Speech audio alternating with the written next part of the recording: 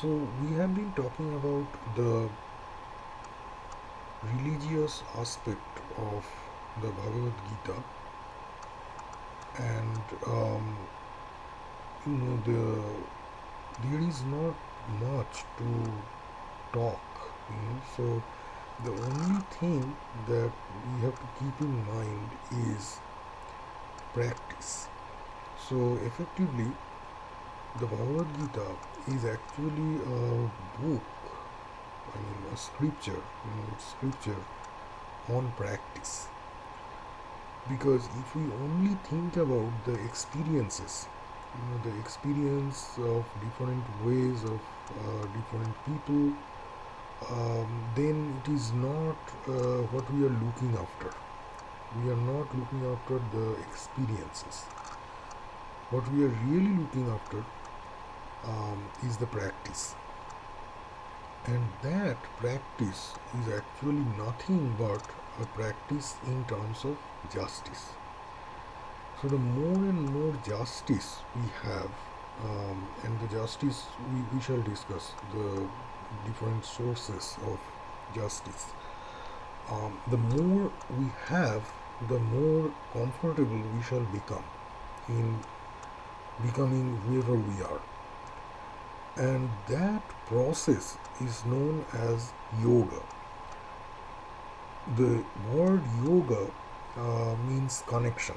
So basically, we are connecting with God in a loving relationship. And that love is between I and God.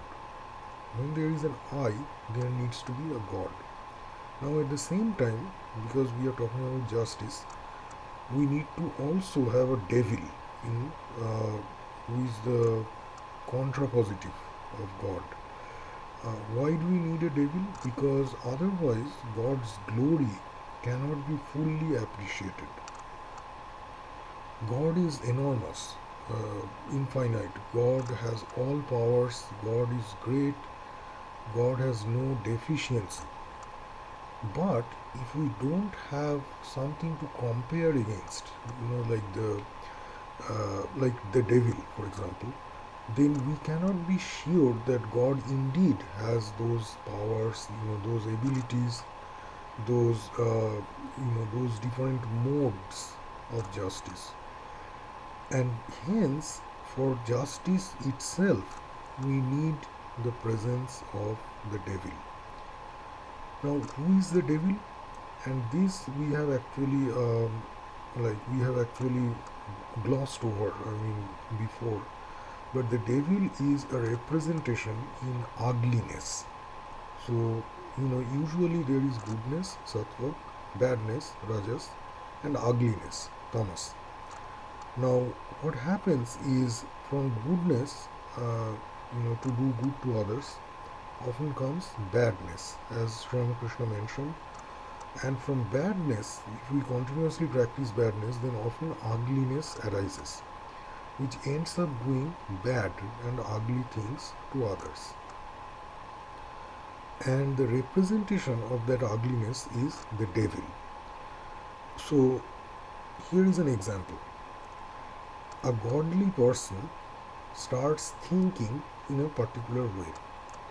So, for example, the person thinks, let me be good, let me do good to others, let me feel good about myself, let me feel happy. Whereas a devilish person, starts thinking this way: let me create a disturbance in this world, let me create a disruption. Then let me try to solve the disruption employing all the people that I have. If I don't have enough people, let me try to employ more people. If I don't have enough materials, let me try to acquire more materials.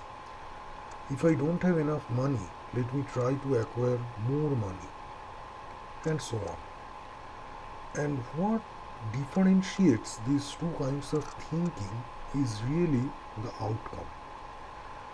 The devilish person, because of the devilish way of thinking, ultimately becomes the devil.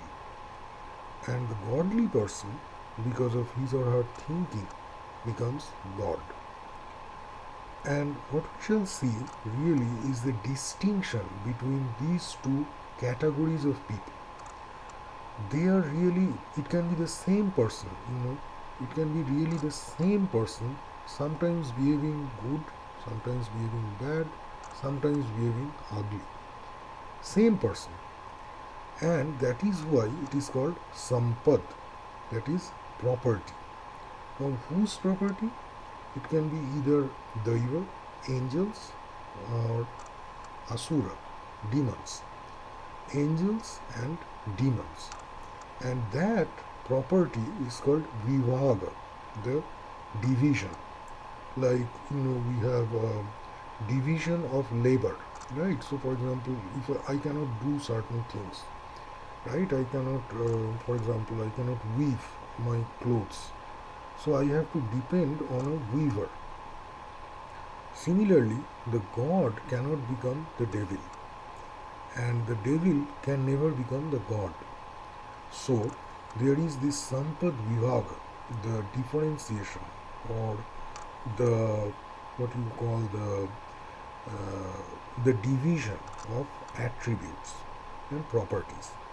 The godly people have godly properties, and the devilish people, because of their devilish tendencies and very wicked intentions, they have devil properties.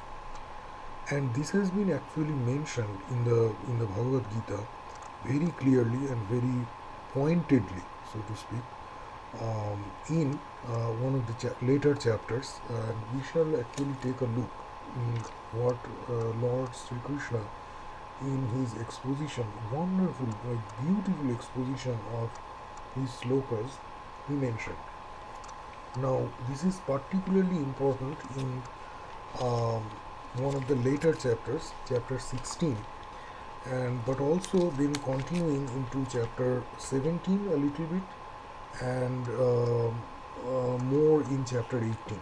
So the last three chapters actually talk about this way of godly people and the way of devilish people. So what we really have to keep in mind, though, is at the end, it is the godly people who actually win the battle. It is in the Mahabharata that the godly people, the Pandavas, because they were with God all the time, they won the battle of life. So if we are like juxtaposed, in life with the devil, for example, it might happen. Sometimes we might encounter people with really bad and ugly intentions. So at that time, we have to actually keep a fight. We have to put up a fight with those ugly and devilish people. And there are different ways of fighting. We have discussed the sama, the dana, the bheda, and the danda. But the point is, when we fight, we have to keep in mind that the fight needs to be fought from a godly perspective. What I mean is that even when we are fighting, even if our antagonistic, our opponent is the devil, even then we have to respect the devil. Why? Because the devil may be our great adversary or big opponent, but at the same time the devil also has God inside, and that is why we are ultimately able to conquer the devil. Hence, we have to keep our respect. We have to respect the devil even at the time of war. And this is important because this is something Pandavas were particularly good at. But Kauravas, the other opponents, they were not good at. And hence, what we shall see is that God, Lord Sri Krishna, is again and again saying that Arjuna doesn't need to worry.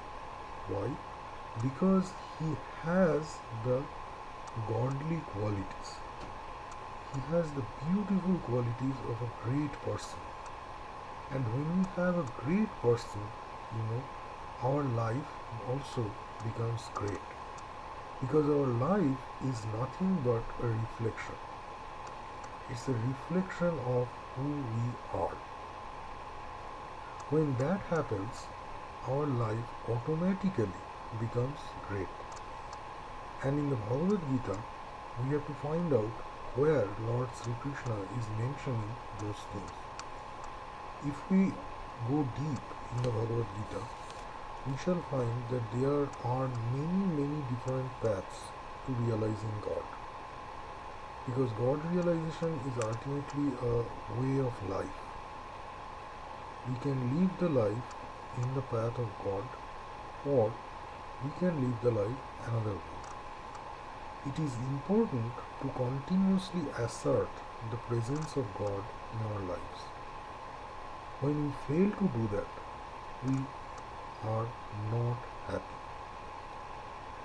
Happiness is a simple corollary of how godly we are. If we are not godly, we shall suffer. In chapter 16 of the Bhagavad Gita, Lord Sri Krishna is mentioning this again and again. He says, for example, Dvau bhuta sargau lokesmin daiva asura evacha daivo vistarasha prokta asuram partha me shrinu. This is shloka number 6, chapter 16. What is happening? Lord Sri Krishna mentions that Arjuna, so far I have told you about great people, great things, great people, greatness in general. Daivo vistarasha prokta. I have told you all about the great people, their great ways of life. Now, Astam Partha Meshwar. Now, listen to me about, I am telling you about the devilish people, bad people, ugly people. Pravrittincha nivrittincha janana vidura suraha na shoucham napi chacharo na satyam teshu vidyate. That is, this is shloka number 7. Pravrittincha nivrittincha, that is, being attracted by certain activities, that is called pravritti. Nivritti is being repelled or repulsed by certain activities, maybe the same activities, maybe different activities. Janana vidura suraha, that is, those devilish people, they really don't understand the difference, or they cannot discriminate between this pravritti and this nivritti. And as a result, they don't have shoucha. Shoucha is physical and mental purity. And of course, ultimately it leads to spiritual purity. Napi chacharo, they don't have a regular way of life. Achara is actually a complicated term. It means effectively a lifestyle. Asura, the devilish people, don't have a particular lifestyle. They move about, fleeting between different lifestyles. And that is why na satyam teshu vidyate. They don't have truth because they don't know what truth is. Hence, they don't have any sankalpa and vikalpa. That means that they are so dull-witted or dim-witted that they cannot understand the value and cost of a particular way of life. Hence, what they do is mentioned in shloka number 8. Asatyam apratishtham te jagadahuranishwaram aparaspara sambhutam kim anyat kamahaitukam. So, asatyam, they talk bad things, false things, ugly things. Asatyam. Apratishtham. Apratishtham is they are without any foundation in justice. And this is important. So Lord Sri Krishna is making a distinction between justice and injustice. So he uses very wonderful words, apratishtham, right? Like without or lacking a foundation. If the foundation is lacking, then how can we expect justice? You know? So that is the kind of the wonderful way that the Lord approaches this particular problem of justice. Jagadahu Ranishwaram.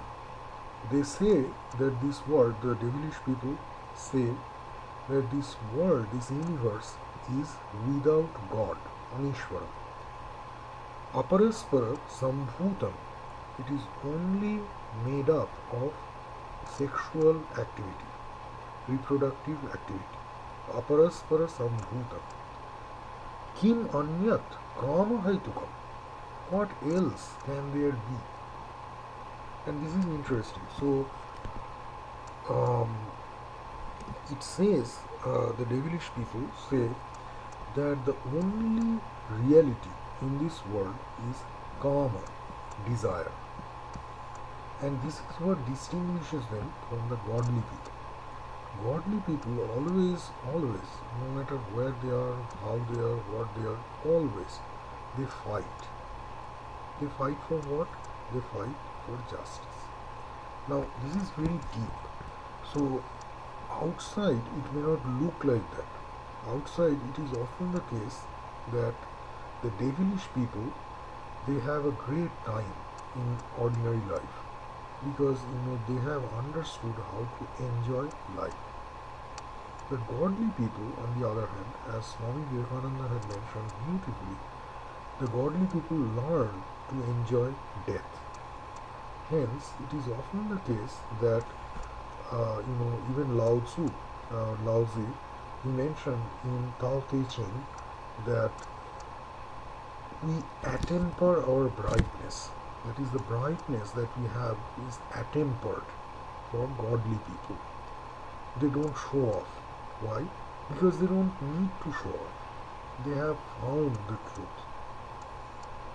And that is why they don't need to proclaim that the world operates in this way or that way. They don't need to say those things because they understand that the world is false. It just doesn't exist.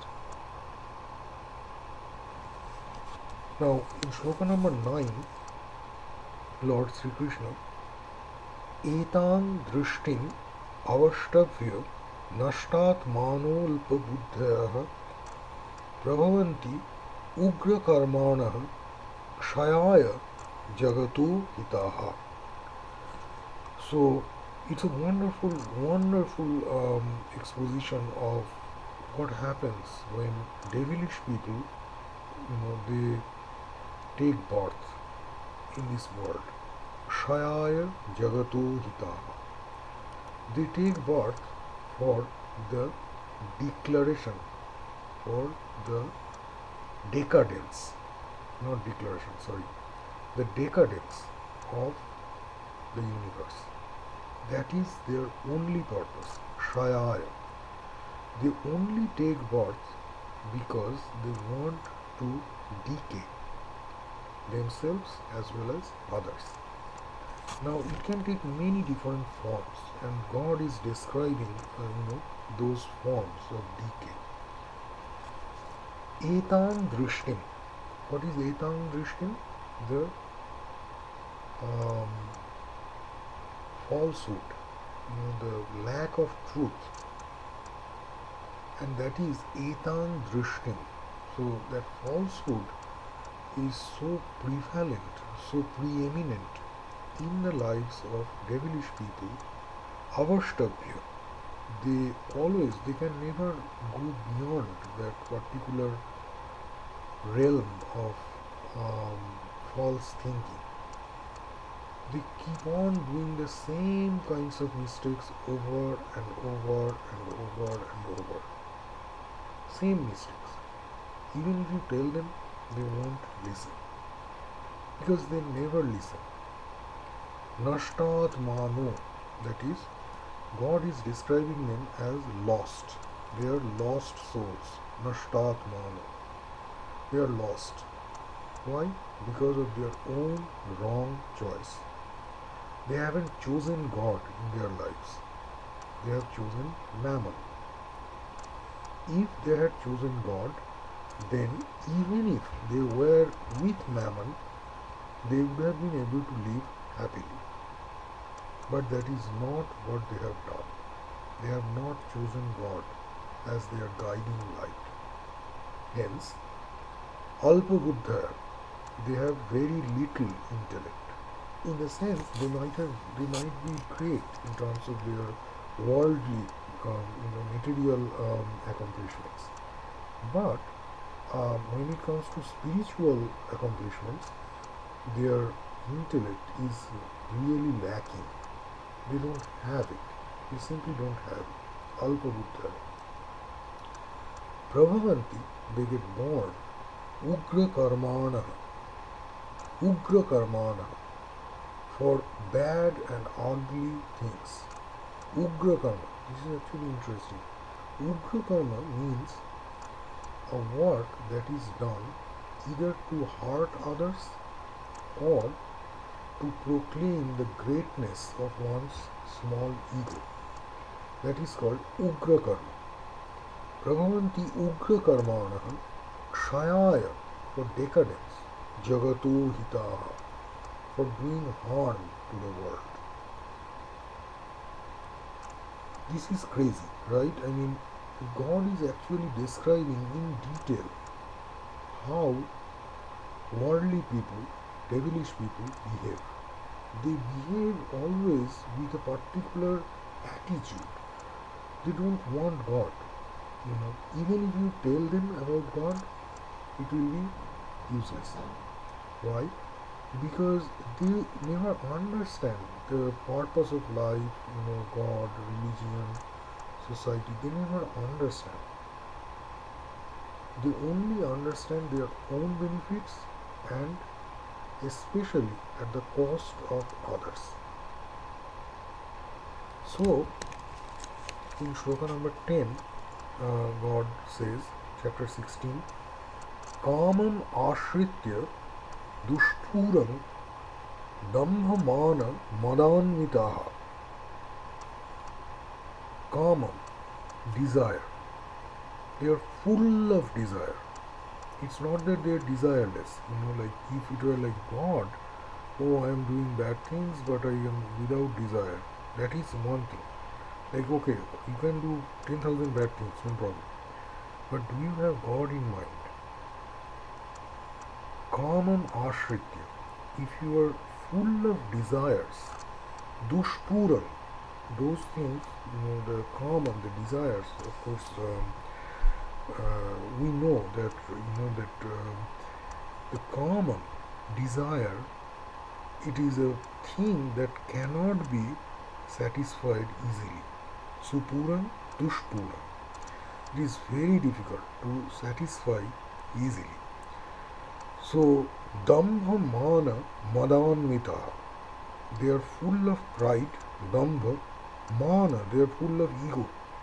Madanvita, they are full of false ideations, false dreams. Madanvita.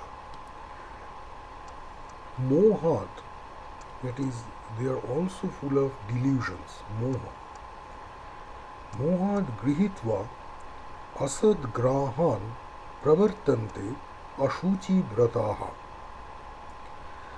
And this is important. Like God, again and again and again, He describes these particularly bad and ugly sides of human psyche.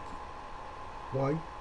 Because He is giving a warning, a stark warning of what is going to happen to these people. Shipami Ajastram, like it is later, I think in this chapter only, it is mentioned that they all go to hell. And what is hell? Hell is a creation of our own mind. We are actually living in hell all the time without knowing it. How do we know we are in hell? When we are depressed, unhappy, sad, that means that we are actually in hell. And this hell is our own creation. Because our own ego, injustice, devilry, envy, wrath, sloth, greed, anger, pride, that creates our hell. Then how do we go to heaven? We think about God. That is the only sure way, surefire way to go to heaven.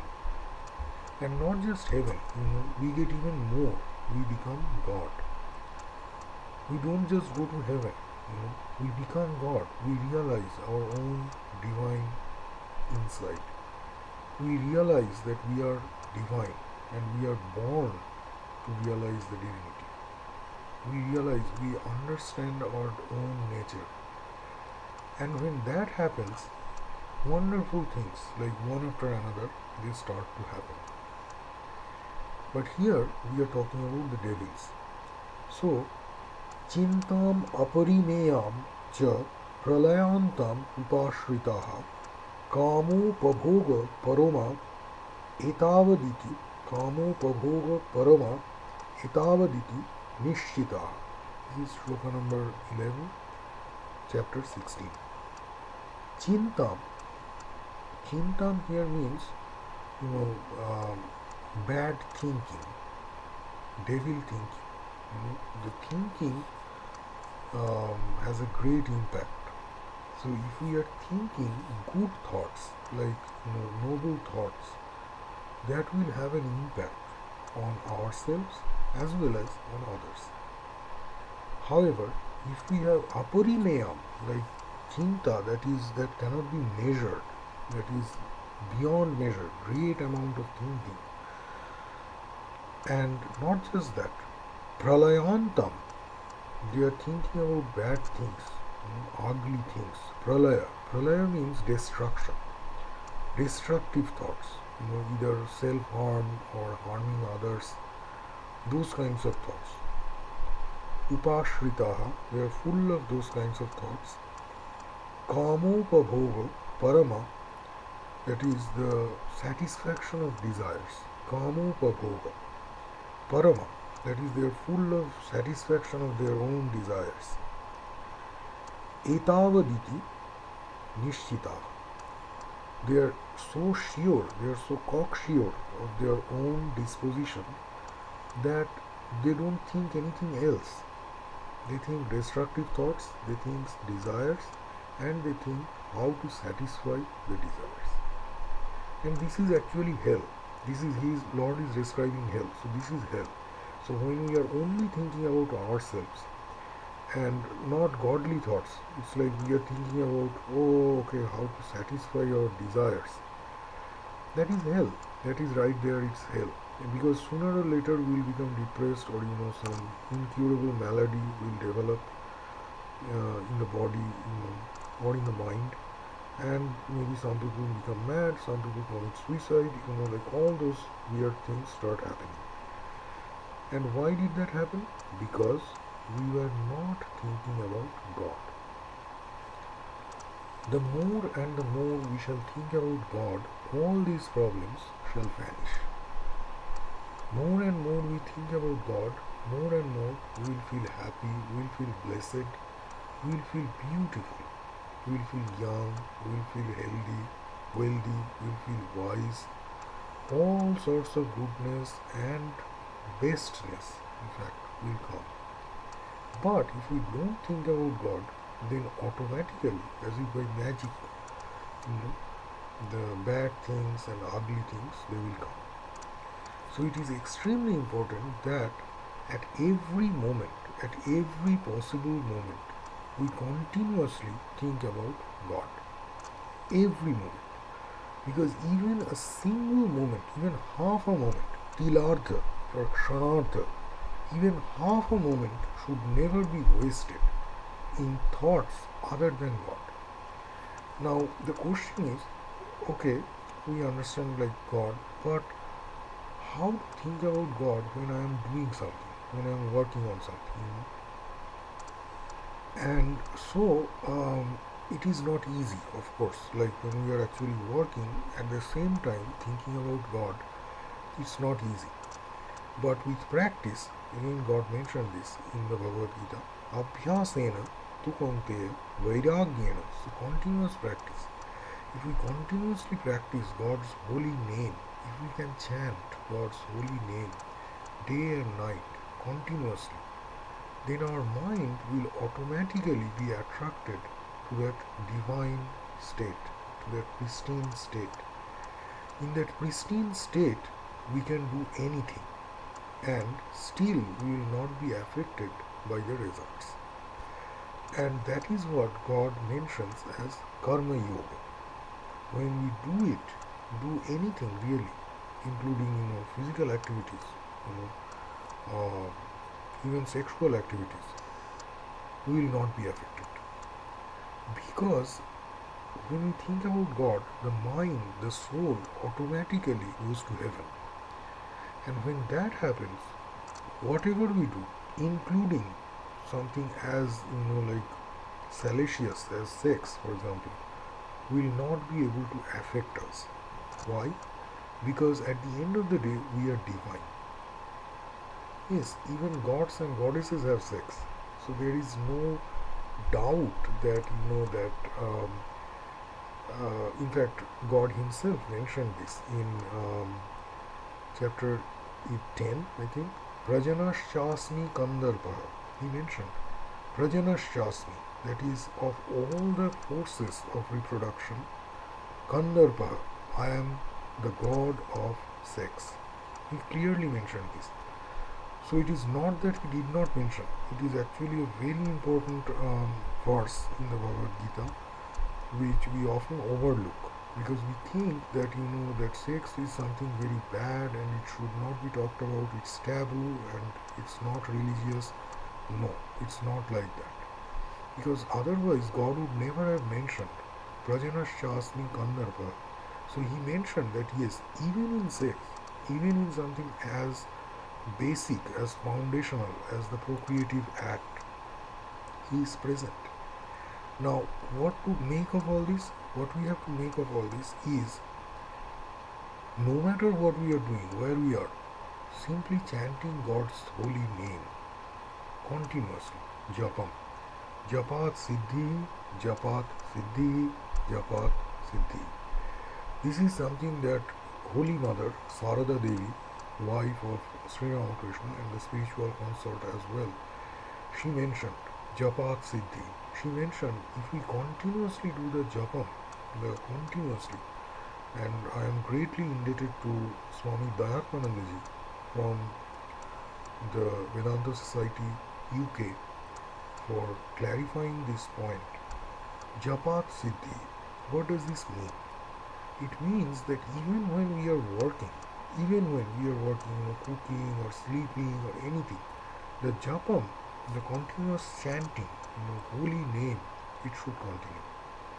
How to do that? Say for example I am cooking, right? I cannot do Japam at that time. Or I am sleeping, how can I do Japam? So there are ways. So one method, for example, is playing a music in the background, right? Like we can play God's holy name in the background, right? Like there is YouTube, for example, so you can play Ram Nam, for example, continuously. Or you can play, if you are a Christian, then there is Gregorian chants, which is the Eastern Orthodox conception of Lord Jesus, and you can play that. And if you are, a Muslim, you can play, the Sufi music in the background, and that actually creates an environment. So in that environment, we are immersed. We completely lose our small ego. And this happens so wonderfully, so beautifully, that we cannot but take a step back and relax and think what is happening. Because I was not expecting something to happen, and yet something is happening, which means that if we continuously play that holy name of God, so you can play that like in a repeat mode. Like YouTube does not have a repeat way functionality, but you can kind of download a software, you can download the YouTube video that you like, and then play in the software in the repeat mode, so that it continuously keeps playing. and that creates a beautiful atmosphere, beautiful, like a divine, like heavenly atmosphere.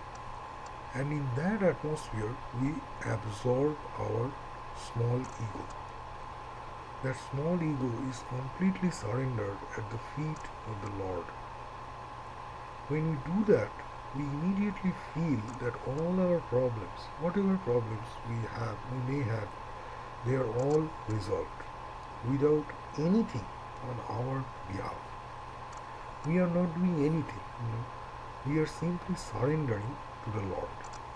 And when we are in that surrender state, when we are in the process of surrendering, we completely lose ourselves. We completely lose our ego in love.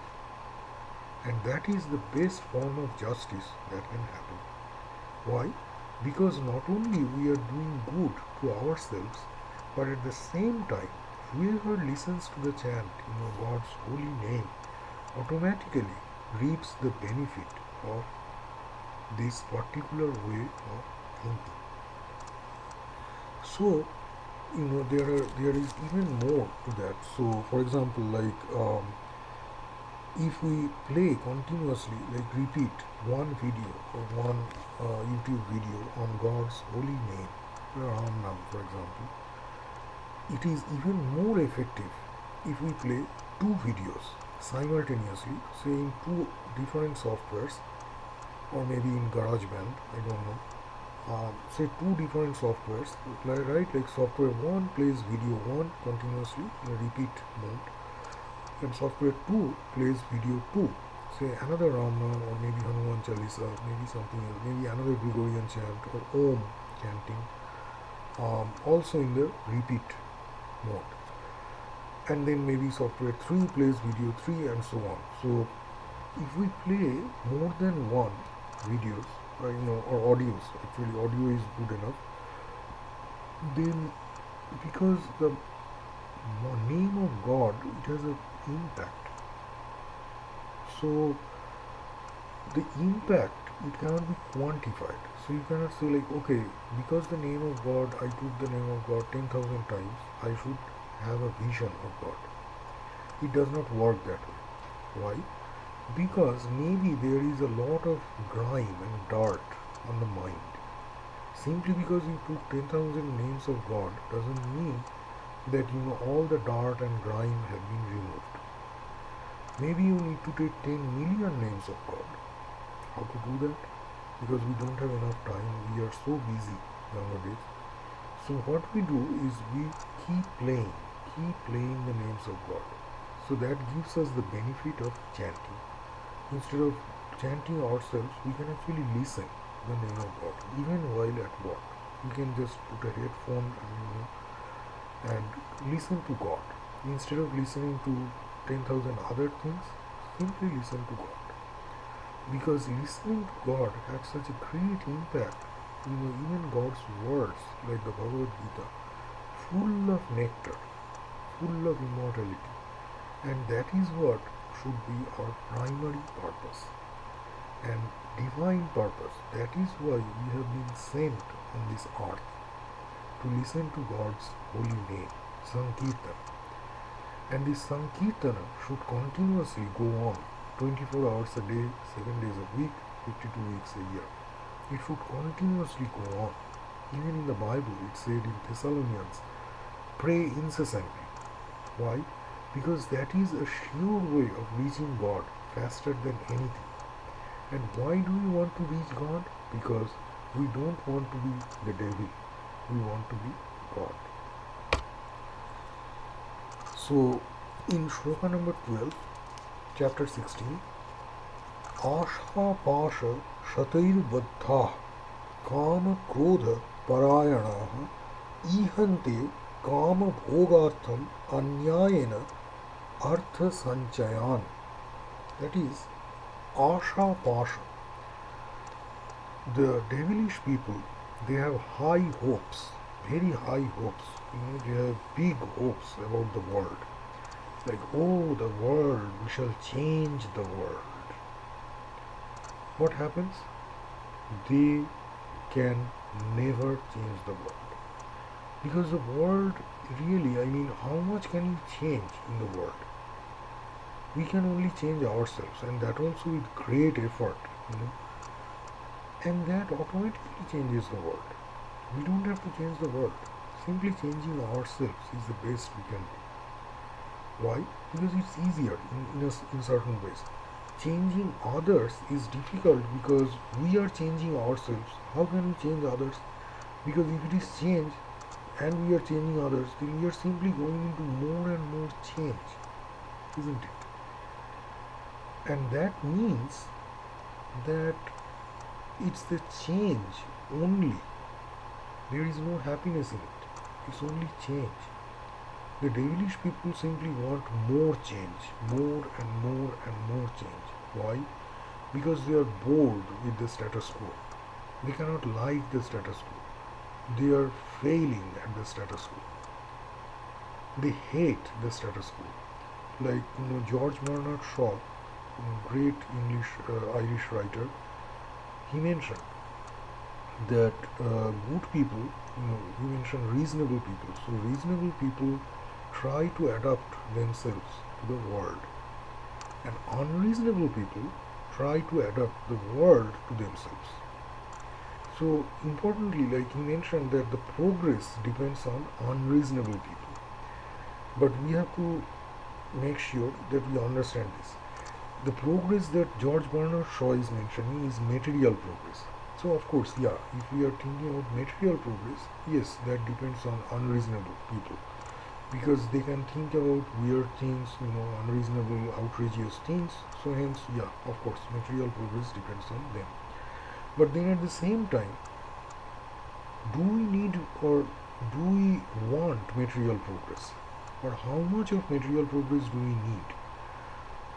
There is a story by Count Leo Tolstoy.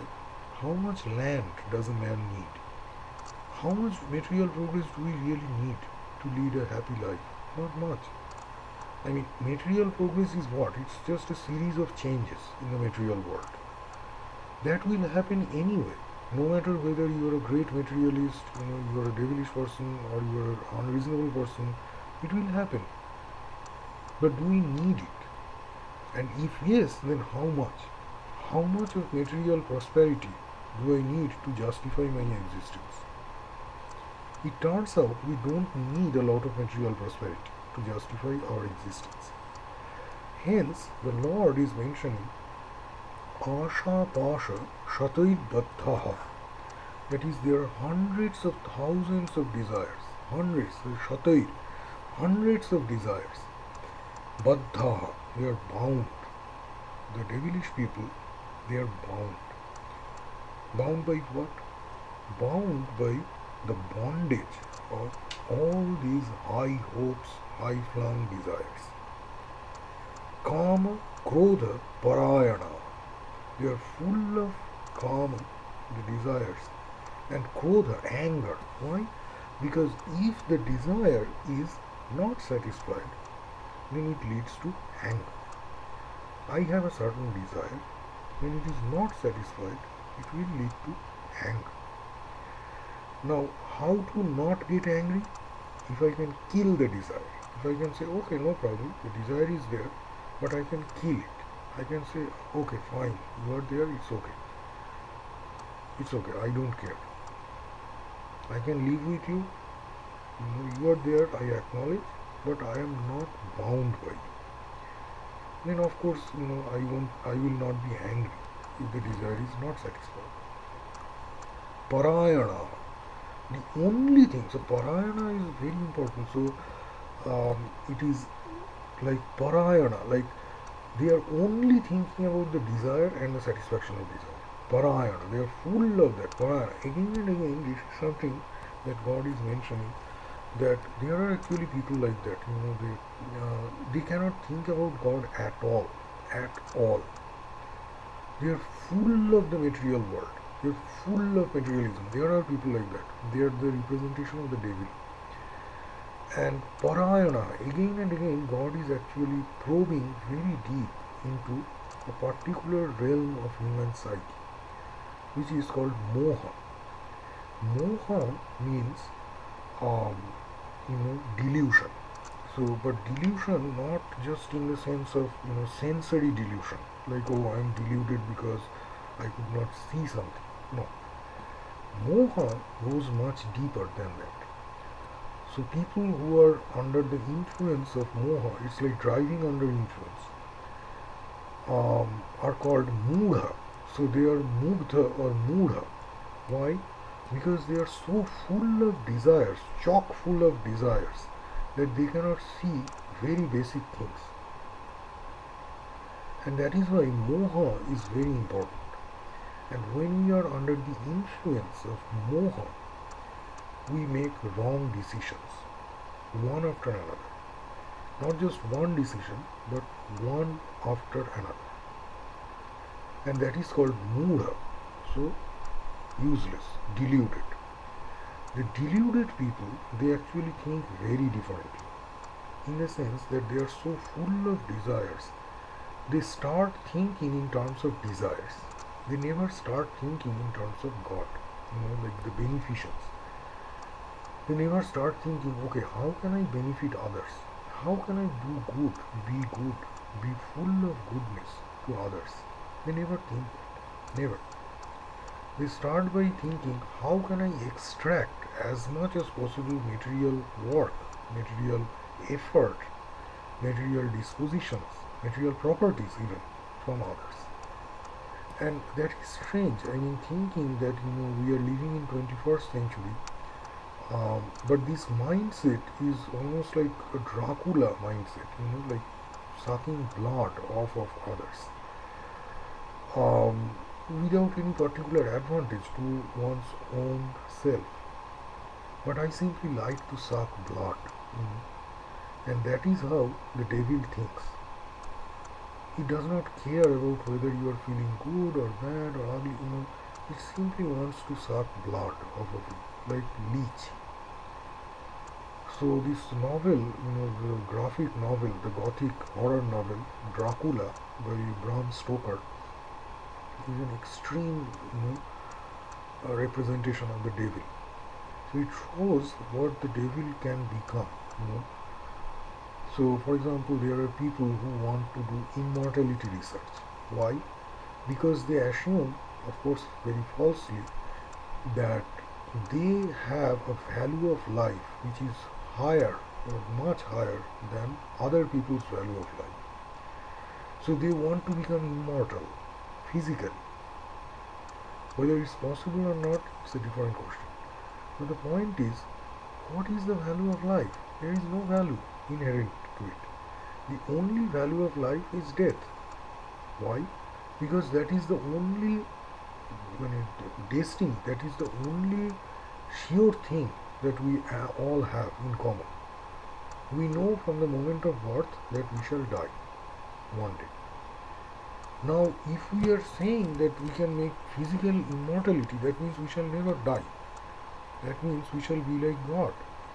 Now, how is that even possible? Like, the immortality research is actually already failing. It's not succeeding, it's actually failing. Why? Because human body is so complex, so vastly complex, that to control even one part of it, we have to actually yield control in 5 other parts. So how can we control the whole body? It's simply impossible.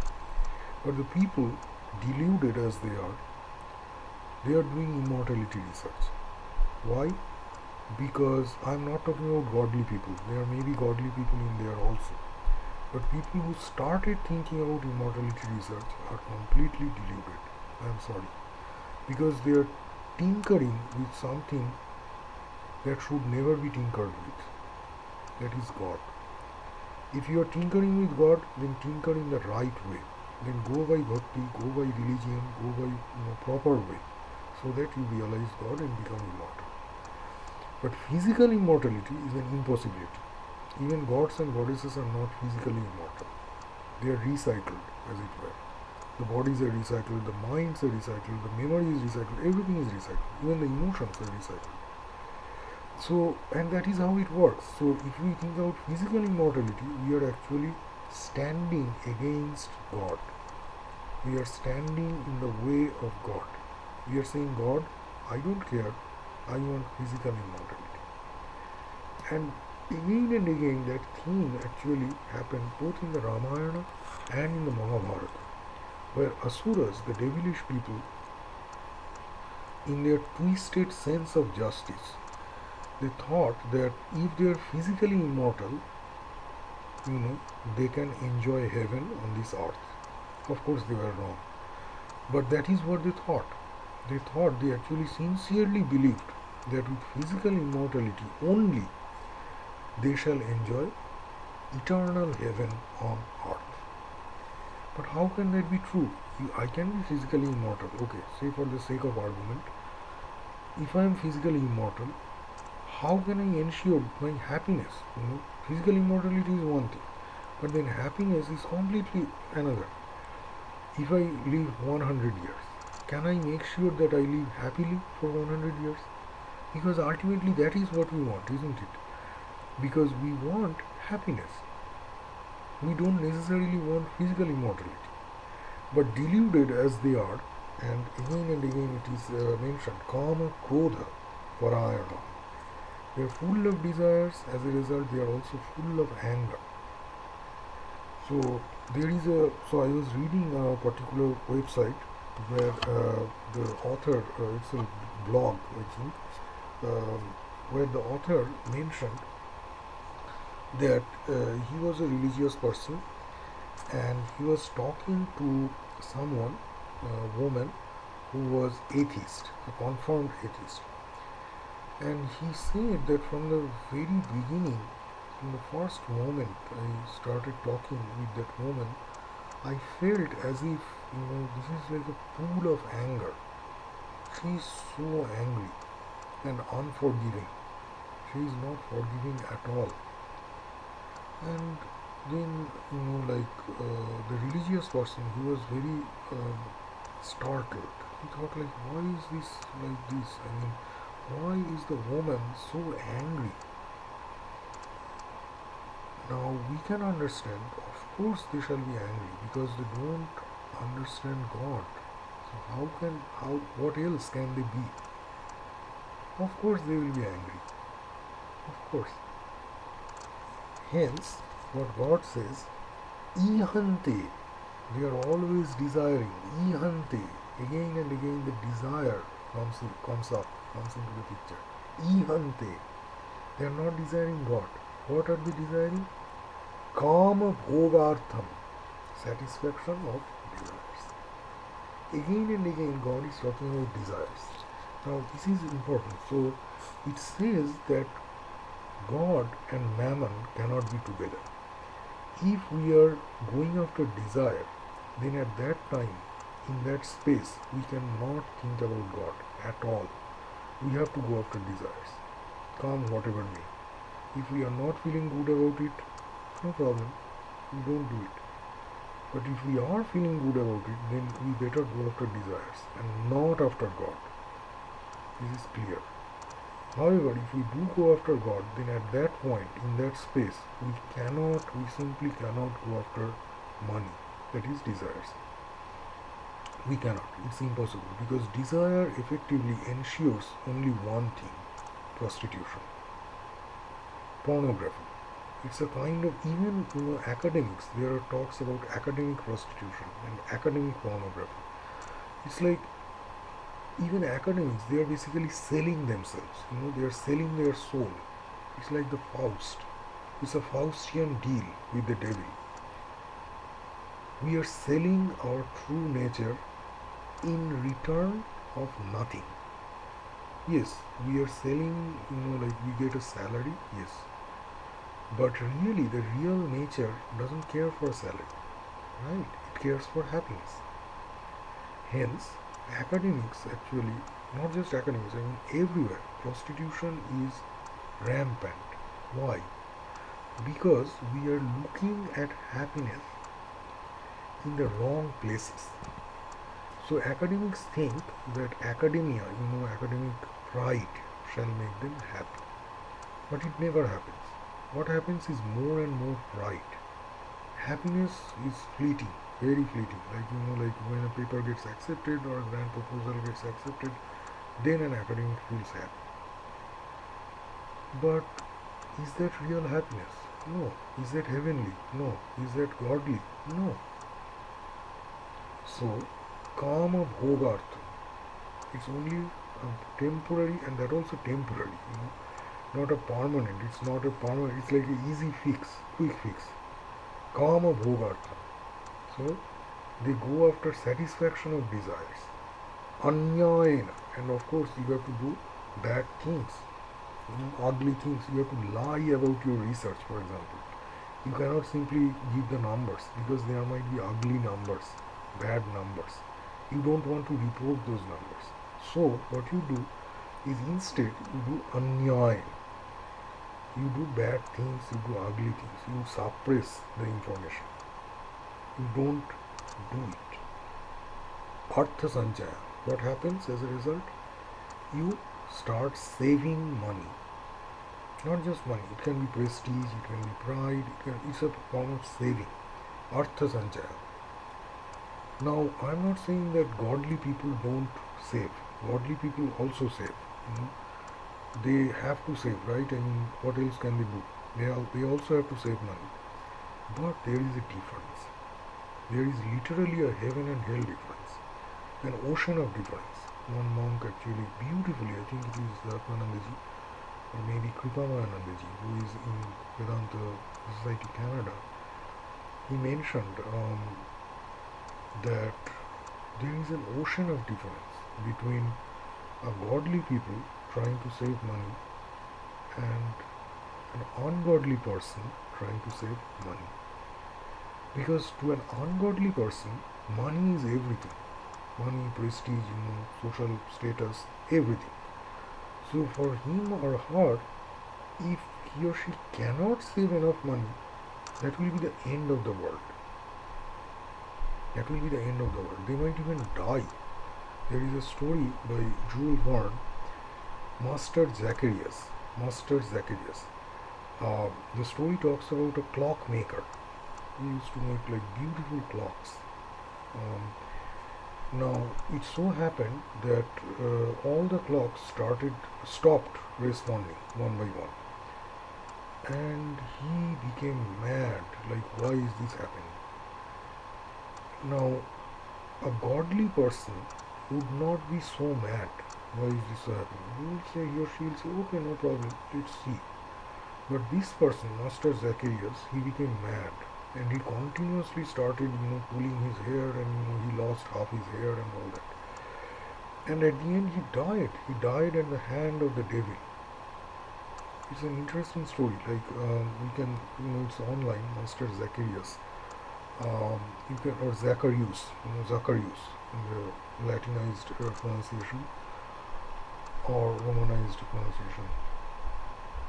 The point being, even if we try our best, we cannot avoid the devil. We cannot avoid the devil. But the difference is how we react. Yes, a godly person may also need to save money. Why? For real needs. Maybe the person really needs money for running his or her family, running his or her institution, running his or her normal daily life activities. But that's probably as much as he will ever save, he or she will ever save. That is the godly person. And the other reason a godly person may want to save money is to help others. To help others. That is the only other reason. Because a godly person shall never be able to save money, for himself or herself beyond a certain point. So there are actually rules on how much money you are allowed to save. So we are not discussing those rules right here, but there are rules. In every religion, there are actually rules on how much money you are allowed to save. And so religion is actually the only system, only human system that talks about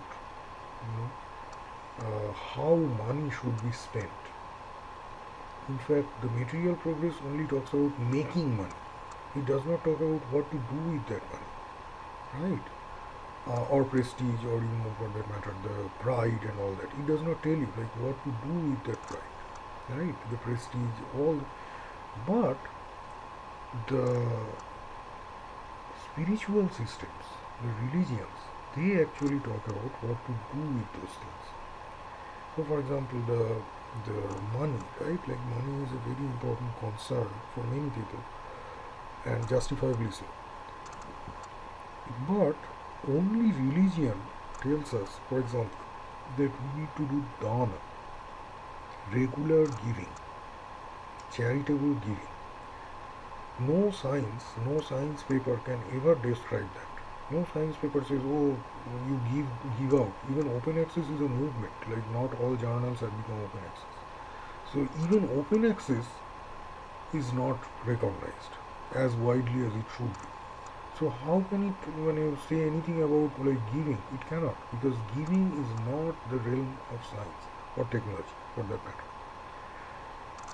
Giving is squarely in the realm of religion and spiritual practices. So when we are talking about giving, like for example Islam has a very strong set of rules for giving. Christianity has charity as one of the divine virtues. Deus caritas est.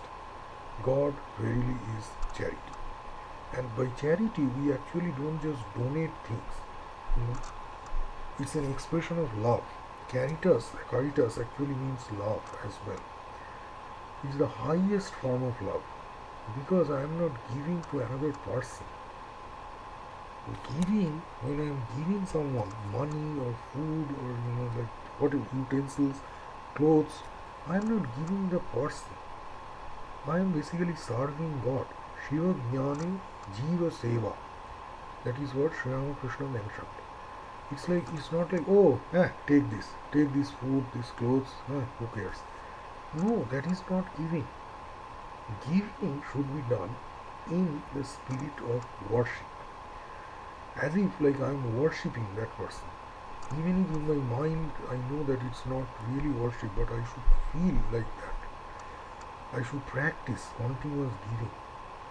If I practice even once a month, if I continuously keep giving, there is a salary once, and say like 5% or even 10%, if I keep giving, right? That is wonderful. That is wonderful. Because every month in that way, I keep giving. And when I keep giving like that, then the peace and joy, and when you start getting the responses, the feedback, right? Like people who you have given, they come back to you with great news, great stories. You actually feel like you are helping people, not people, you are helping God. And in fact, that is true religion. What is false religion? False religion is something like this. You go to God, or to a godly place, a temple, mosque, church, or the Gurudwara, or the Jain temple, or the Buddhist monastery, or Buddhist temple, all the places. There is also the Jewish synagogues. And what you do is, instead of offering everything to God, what you do is you start demanding things from God. You say, God, I want blah blah blah blah blah. And then another person comes and he or she also starts praying, oh God, I want blah blah blah blah blah. I want good money, good fame, good looks, beauty, social status, all these things. Why? Why not give to God? Why not think about, oh God, tell me what you want. I want to give to you. Keshu keshu cha bhaveshu chintyosi bhagavan maya. This is what Arjuna told Lord Sri Krishna in chapter 10 of the Bhagavad Gita. Like, oh Lord, please tell me, keshu keshu, in which forms should I think about you? So he is full of God, he is full of godly thoughts. And he is only thinking how he can serve God better. And of course, who God shall go to? Will God go to someone who is demanding things from God? Or will God go to someone who is trying to give to God? Who will be God's more favorite? Of course, it will be the person who is trying to give to God. Right? And that is what we have to practice. And this is actually the justice as well. Because the moment we think like, no, I don't want anything from you, because I have everything. What can you give me? I have everything. I am here to give to you. What gift do you want? Tell me. I can give you that. And that is beautiful, because God also doesn't want anything from you. God wants love. Give love. If you have love, instead of wasting it and even squandering it on people, people cannot love you back. Why? Because they cannot understand you, let alone love you. People don't understand your soul, your mind. They don't understand anything. How can they love you? Even parents, we give examples, the great examples, and that is true to a particular extent. Yes, the unconditional love, right? Unconditional love of a mother or a father. Even that is not true. It is not truly unconditional. Sri Ramakrishna mentioned in the Gospel of Sri Ramakrishna that even a mother, when she takes care of her child, she has a particular intention. Even if she does not have that intention of financial support, she actually feels, that this child will grow up and, one day he or she will support me financially. Even if that particular desire is not present, even if the mother is completely pure and holy and all that, even then the mother actually expects, and that there is an expectation, the intention or desire of love. She expects that the child will love her back. The father, the same story. The father, at least, in the very least, the father expects that the child will love her back. But God doesn't even expect you to love God. That is the most wonderful thing, right? Like completely unconditional. Even if you don't love God, that's fine with God. It will not be fine with you, though. It will not be fine with you, because if you don't love God, you will not feel happy. Because you need to love someone. God doesn't necessarily need to love anyone, but you need to love God. And when you love God, God loves back. And when God loves back, that is beautiful. That is wonderful. It's breathtaking. God's love, one person who has tasted God's love can never taste any other love. Because no other love can come even like hundreds of thousands of a percent close to God's love. God's love is eternal, it's divine, it's splendid, it's majestic, it's royal, it's wonderful, it's brilliant. God's love simply cannot be described in words. It's so huge, it's so beautiful, it's so wonderful, it's so fresh, it's so flavored, it's so flavory, it's so savory. It cannot be described. It's wonderful. It's like fresh flowers, It's like you are walking all the time in a flower garden. It's heaven. It's literally heaven. You are in a heaven, heaven's flower garden, the Garden of Eden. It is that. And when does that happen? When we are fully given to God. When our mind, our heart, our body, everything is given, our soul is given to God. That is when we enjoy life. We actually enjoy life, because we get enjoyment from two sources. One, we understand that there is God to take care of us, and we derive great enjoyment simply by loving God. And the second source is that we understand the falsehood, the fallacies of existence. We understand that existence itself is false. Hence, we take great enjoyment from the fallacy of existence. So what happens is, for the devilish people though, the story is very different. In shloka number 13, chapter 16, God is saying, Idamadya maya labdham idam prapsye manoratham idamasti idamapi me bhavishyati punardhanam. That is, devilish people think like accountants. They think, oh, today I have got $100 or 100 rupees. Idamadya, today. Maya laptam. Today I have got $100. Idam prapsye manoratham. Oh, this is great. I got $100. This is cool. Idamasti. Idam api. Me bhavishyati punardhanam. Oh, I already have $100? Wow. What I will have tomorrow? So he or she is already starting to think about tomorrow. Right? Do you know if tomorrow will ever come? Maybe tomorrow will never come. How do you know if tomorrow will ever come? Let alone thinking about it. Right? So, and that is how, this is shloka number 13, devilish people keep thinking. They simply keep thinking about their own problems. They never think about others. They never think about, oh, they have to give, because if you don't give, the innate balance of nature is lost. If I don't give money, if I don't give prestige, if I don't give my soul to God, then the innate balance of nature, which is designed by God, is lost. And when it is lost, you can be sure that it will come back. It will come back. If you did not, contribute to restoring the balance of nature, then the imbalance that you created will come back at you. And when it comes back, it will be 1,000 times stronger than when you created the imbalance. So be careful. How to be careful? Think about God. When you think about God, it's the simplest solution. It's the easiest solution, and it's also at the same time the most difficult and abstruse and complex solution. It's the simplest but also the most complex.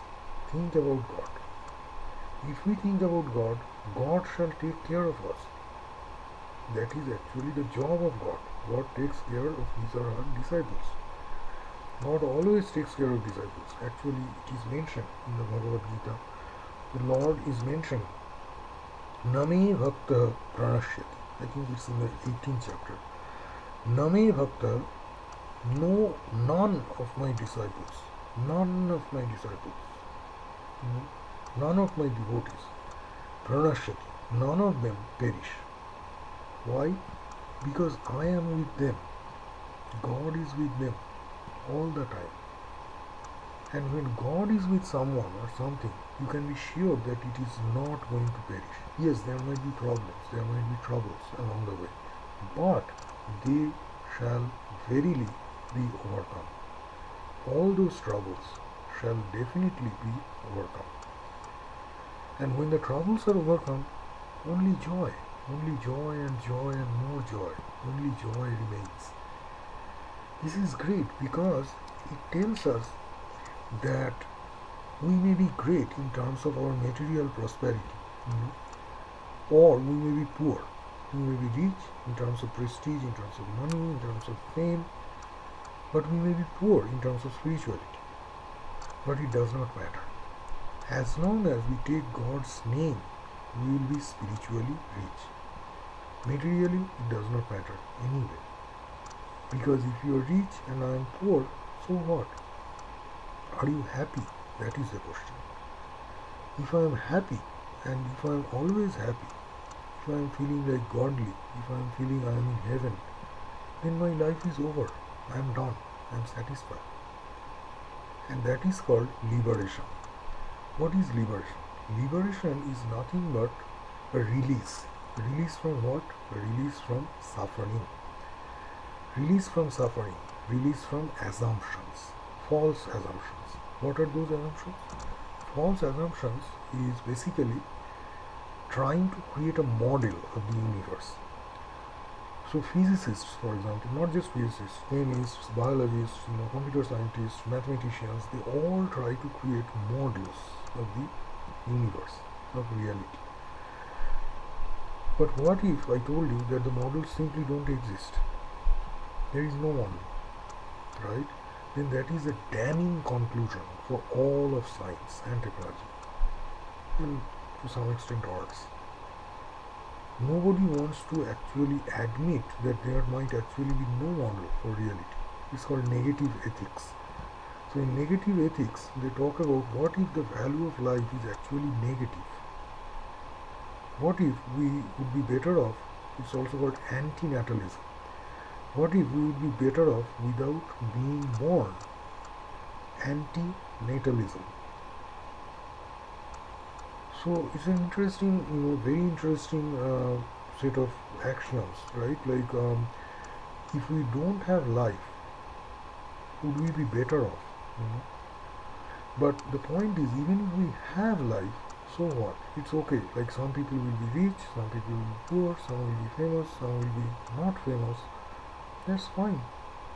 So what? If I am happy, even being infamous or poor or anything, does not matter. Doesn't really matter. Yes, I might suffer. I might suffer from, like some problem, some financial problem, something. But they always, at the end of the day, they get sorted out. In fact, one monk in the Vedanta Society, he mentioned this very clearly. I'm not taking his name here because this is a different talk. This is a different kind of atmosphere. But he mentioned that if there is a need for money, then it shall come. Don't worry. Think about God instead. Think about God continuously. That is the only way to restore peace, to restore justice, to restore happiness. Think about God. Always, every moment, keep thinking about God. God is one and only. If we continuously think about God, we can be sure. Pratijanihi. That is what God is saying in the Bhagavad Gita in chapter 18. That Satyam Pratijanihi. That is, O Parth, O Arjun, I am telling you that they shall verily be liberated. Who? My devotees. My devotees shall verily be liberated. They will not be perished. And not just that, when we are liberated, we see the world differently. We see the world as if with a divine pair of glasses. We see the world, it's amazing, it's wonderful, it's full of beauty and bounty and plenty. It's full of that. And when we see that, it's wonderful, it's automatic. Our mind becomes calm and quiet, and already we start to feel the taste, the glimpse of Advaita. Advaita is basically the non-dual Vedanta, the highest rungs, highest flights of Vedanta. And we can feel that. We can feel the dawning of Advaita Vedanta, the dawning of the dawning feelings of non-dualism, non-duality in our hearts. We feel that. And it comes automatically. When we do a lot of devotion, a lot of religion, a lot of religious practice, it comes. But then at the same time, the practice should go on, even after realization. So say we have realized, so what? The practice should continuously go on, because even after realization, if we have to live in the world, we have to live with people. And that means that we have to continuously practice so that we don't lose our power. In fact, so that we may gain more and more power. This is also something that Sri Ramakrishna mentioned in his Gospel of Sri Ramakrishna. It's immortal Gospel. Like he mentioned that Bal Badao Pandit. Oh, please enhance your powers, Pandit. There was Pandit Shashadhar, and he mentioned this to Shashadhar Pandit. Gache na utti ek kali. That is, you have not even scaled the whole tree, and you are actually asking for the fruit? No. First scale the tree, first scale the whole tree, and in fact even after that, keep scaling, keep pushing. Keep pushing for what? For material progress? No. For material benefit? No. For material fruits? No. Then for what?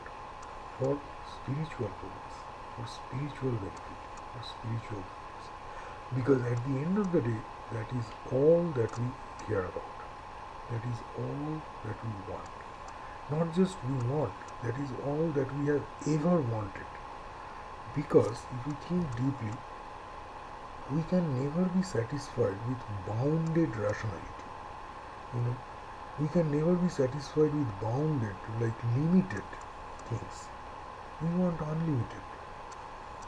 Hence, nobody, no institution, no government, no nothing can satisfy us. Why?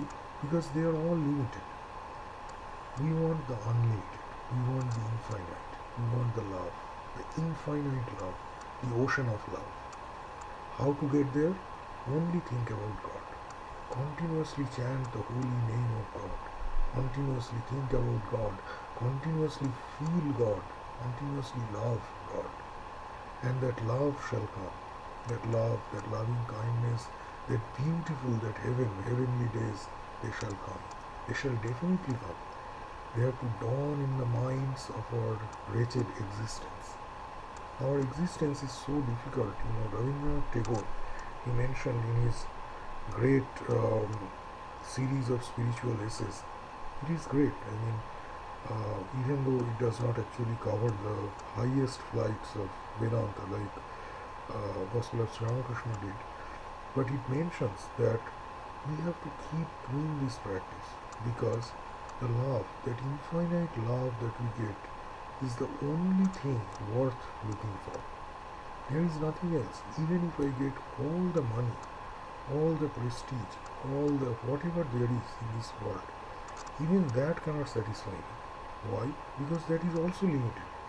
Say the value of this world is $4 trillion. I don't know, let's put a number. Or maybe say $1,000 trillion. That is still a number. That is still a value. One particular number. But no, I want infinity. I want more. I want 1,000 trillion plus one, which the world cannot give me. That is actually goes to the heart of quantum mechanics. So it says that the world, the whole universe is actually quantized, which means that there is a finite number of atoms, there is a finite number of minute particles in the whole universe, and it has been estimated to a great gigantic number. The point is, are we satisfied with that number? No, because we want even more. We want the infinite. We want the source of the universe, not necessarily the universe itself, but the source which is infinite. And that source is God. God is not just infinite, but God is unchanging. In the face of the changing reality, always continuously changing, we feel broken, we feel shaken, we feel fractured. One monk beautifully mentioned, the Swami Sarvapriyanandaji in New York, he mentioned that we continuously live a fractured existence. And that is why we need God more than ever, more than anything. God is our only friend, our only philosopher, our only guide.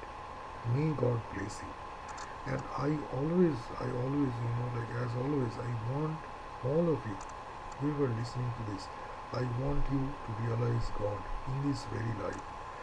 May you realize God, may you be full of God, may you be filled with God, and may you proclaim God's love to everyone that you know. And that is why we shall all be full of God. We shall all think about God all the time. We shall be far from the devil. We shall not have to think about justice at all. Because if we are full of God, justice will be automatic. There will be no need for justice. Why? Because love shall play the role of justice. And that is the best form of justice indeed. Because then we don't have to think about punishing others, then we don't have to think about danda and veda and creating factions. No. We shall think about God and then God shall take care of it. Yes, there might be times when we are angry, there might be times when we are loathful, there might be times we are wrathful, and in those times we have to make a Google Doc like we have discussed, and actually write out things. Don't share the Google Doc with others. Like a diary of your anger. And that diary needs to be maintained for moments when you're super angry and super wrathful, super feeling bad. But in general, think about God. Think about God as much as you can. Sri Ramakrishna used to say, think about God ponero ana, right? 15 out of 16. 15 out of 16 parts of a day. So that amounts to about, like only 1 ana, like 1.5 hours for material work. Rest of the times, 22 and half, for spiritual, for God. So 22 and a half hours every day should be given to God. That is the highest, that is the ideal. And then Sri Ramakrishna also mentioned other things we shall discuss in due course. But that is it for now. Thank you very much. May God bless you, may God fulfill you, may God fill your life with light, with happiness, with love, with all that is good, with all that is beneficent, with all that is blissful. May God bless you. I want the best for all of you. May you realize God in your very lives. Thank you very much. I really appreciate you listening, and I am just a mere servant of God. I have no knowledge. I am very wretched servant. I don't know anything. Okay, and I know that I know nothing. It's a great joy for me to be able to talk about the Bhagavad Gita and its wonderful, wonderful philosophy. It's like fresh flowers. It's like fresh flowers in the room, like incense. Right? In the Bible they mention the frankincense and myrrh. So it's like that. It's beautiful. It's so wonderful. It's full of devotion. It's full of love. And there is no more. There is nothing more than this beautiful, wonderful text. And hence, let me conclude here. Hari Om. May God bless you. Thank you so much. Pranams.